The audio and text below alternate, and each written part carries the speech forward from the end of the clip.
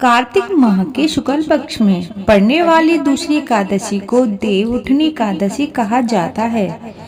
इस बार देव उठनी एकादशी का व्रत 12 नवंबर को रखा जाएगा। यह एकादशी बेहद महत्वपूर्ण है। मान्यता है कि इस दिन भगवान विष्णु 4 माह तक सोने के बाद जागते हैं। इन 4 महीनों में भगवान विष्णु के सोने या कहे देव शयन के कारण सभी प्रकार की मांगलिक कार्य वर्जित होते हैं। भगवान विष्णु के पुनः जागने के बाद सभी मांगलिक कार्य संपन्न हो जाते हैं। देव जागरण या उत्थान होने के कारण इसको देव उत्थान एकादशी भी कहते हैं। इस दिन उपवास रखने और कथा सुनने का विशेष महत्व है। एकादशी के दिन सात्विक भोजन करना चाहिए। इस दिन मांस, मदिरा आदि का सेवन नहीं करना चाहिए। देव उठनी एकादशी के दिन शालिग्राम और माता तुलसी का विवाह होता है, इसलिए इन दिन तुलसी के पत्तों को तोड़ने की मनाही होती है। एकादशी के दिन चावल का सेवन नहीं करना चाहिए। सुबह ब्रह्म मुहूर्त में उठकर स्नान करना चाहिए। स्नान के बाद भगवान विष्णु का ध्यान करके व्रत का संकल्प लेना चाहिए। इस दिन भगवान विष्णु के पूजन में पीले वस्त्र, फूल और मिठाई का प्रयोग जरूर करना चाहिए। इससे विष्णु जी प्रसन्न होते हैं। उनकी कृपा भी भक्तों पर बनी रहती है। घर में खुशहाली का माहौल बना रहता है। धन आदि में कमी नहीं होती। धंधा व्यवसाय में उन्नति होती है। भगवान विष्णु का ध्यान करते हुए व्रत करने का संकल्प लें। इस दिन घर के दी ठीक से सफाई और घर आंगन में फिर पूजा घर के बाहर भगवान के चरणों की आकृति बना लें। घर में ओखली पर गेरू से भगवान विष्णु का चित्र बना लें। इस चित्र पर मिठाई, फल, सिंगाड़े, गन्ना और आमना अर्पित करें। भगवान विष्णु की पूजा करें।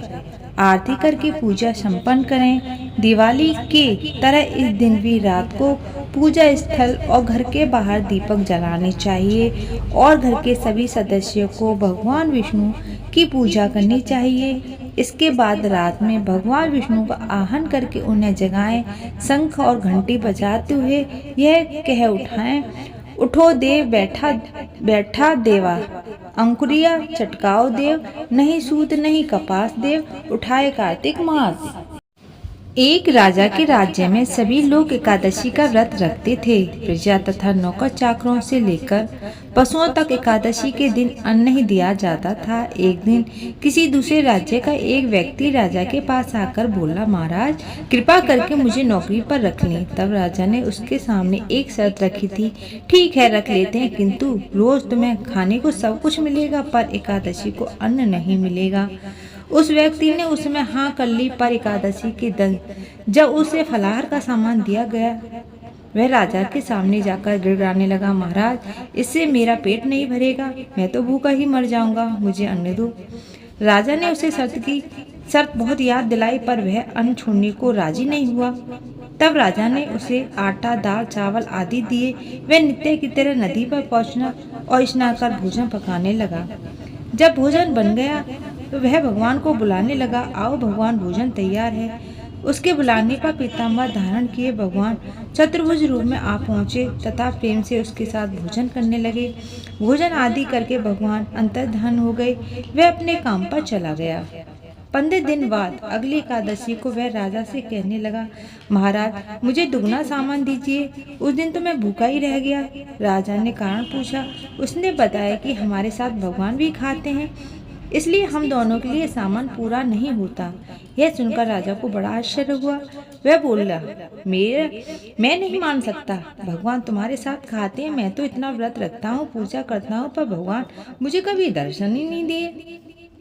राजा की बात सुनकर वह बोला, महाराज यदि विश्वास ना हो तो साथ चलकर देख लें। राजा एक पेड़ के पीछे छिपकर बैठ गया। उस दिन व्यक्ति ने भोजन बनाया तथा भगवान को शामता पुकारता रहा, परंतु भगवान ना आए। अंत में उसने कहा, हे भगवान यदि आप नहीं आए तो मैं नदी में प्राण त्याग दूंगा।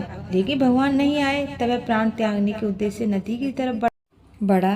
प्राण त्यागने का उसका दृढ़ इरादा जान शीघ्र ही भगवान ने प्रकट होकर उसे रोक लिया और वह साथ बैठकर भोजन करने लगे। खा पीकर वे उसे अपने विमान में बैठाकर अपने धाम ले गए। यह देखकर राजा ने सोचा कि व्रत उपवास से तब कोई फायदा नहीं होता जब तक मन शुद्ध ना हो। इससे राजा को ज्ञान मिला। वह भी मन से व्रत उपवास करने लगा और अंत में स्वर्ग को प्राप्त हुआ। एक राजा था, उसके राज्य में प्रजा सुखी थी। एकादशी को कोई भी अन्न नहीं बेचता, सभी फलाहार करते थे।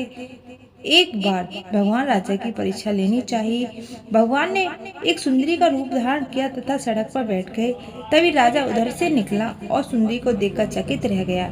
उसने पूछा, हे सुंदरी, तुम कौन हो? इस तरह यहाँ क्यों बैठी हो?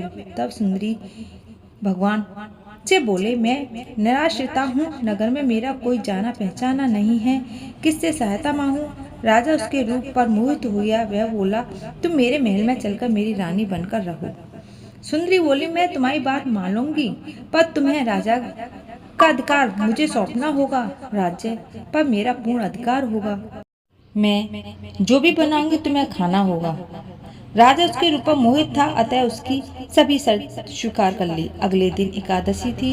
राजा ने हुक्म दिया कि बाजारों में अन्य दिनों की तरह अन्न बेचा जाए। उसने घर में मांस मछली आदि पकवाए तथा परोस कर राजा से खाने के लिए कहा। यह देखकर राजा बोला, रानी, आज एकादशी है, मैं तो केवल फलाहार ही करूँगा। तब रानी ने शर्त की याद दिलाई और बोली, या तो खाना खाओ, नहीं तो मैं बड़े राजकुमार का सिर काट दूंगी। राजन ने अपनी स्थिति बड़ी रानी से कही तो बड़ी रानी बोली, महाराज, धर्म न छोड़ें, बड़े राजकुमार का सिर दे दें, पुत्र तो फिर मिल जाएगा पर धर्म नहीं मिलेगा। इस दौरान बड़ा राजकुमार खेलकर आ गया। माँ की आंखों में आंसू देखकर वह रोने लगा, कारण पूछने लगा। माँ ने उसे सारी वस्तु स्थिति बना दी। तब वह बोला, मैं सिर देने के लिए तैयार हूँ, पिताजी की धर्म की रक्षा होगी, जरूर होगी। राजा दुखी मन से राजकुमार का सिर देने को तैयार हुआ तो रानी के रूप से भगवान विष्णु ने प्रकट होकर असली बात बताई। राजन, तुम इस कठिन परीक्षा में पास हुए। भगवान ने प्रसन्न मन से राजा से वर मांगने को कहा। तो राजा बोला, आपका दिया सब कुछ है, हमारा उद्धार करें। उसी समय वहां एक किसान उतरा। राजा ने अपने राज्य को पुत्र को सौंप दिया और विमान में बैठकर परम धाम को चला गया।